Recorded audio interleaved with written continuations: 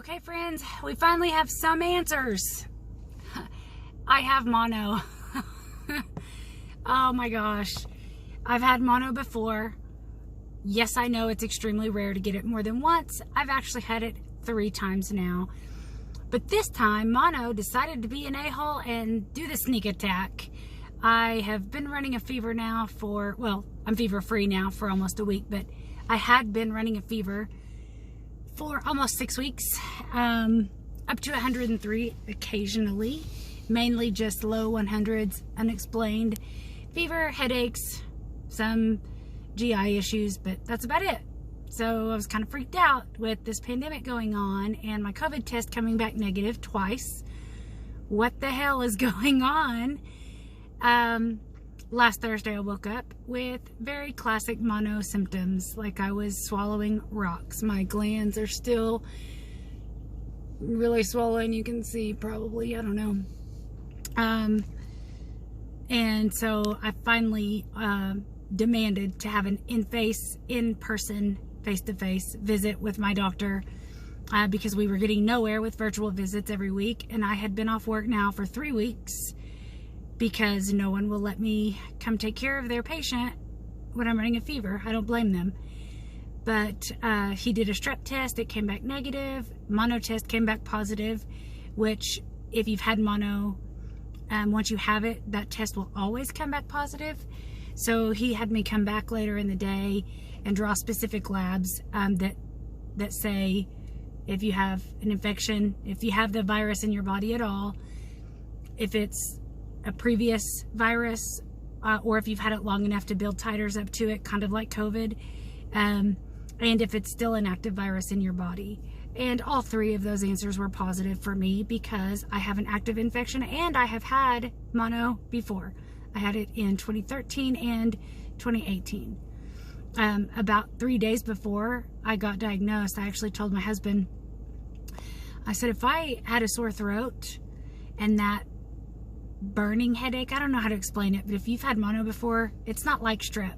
It's like a big, deep headache in your throat. It's very painful to swallow, but more, it just takes so much muscle, like physical energy just to swallow, and it wraps all the way around into the back of your head. And then I get headaches right here. I told him if I had those symptoms, I would be for sure I have mono because of the way that my fatigue cycles in and out. But yep, that's it. Mono attacked me again during a worldwide pandemic of all times. Thanks a lot, you a-hole. But the good news is I've been fever free now for several days and I'm going back to work on Monday. Finally. I know most of you are probably thinking you're crazy for being excited to go back to work, but number one, sitting in a house is driving me crazy because you would think that I would have taken this opportunity to go do things or get things done. No, I sat at home feeling guilty to go do anything while my coworkers are busting their ass at work, and I didn't get any projects done around the house well because I'm lazy. And I'm tired. So I'm really excited to go back to work. I'm nervous because I'm hoping I can make it through a day without being so tired. But I work for an amazing company. Amazing. I could spend 10 minutes telling you the wonderful things that they've done for us during this pandemic alone. I'll make a separate video on that.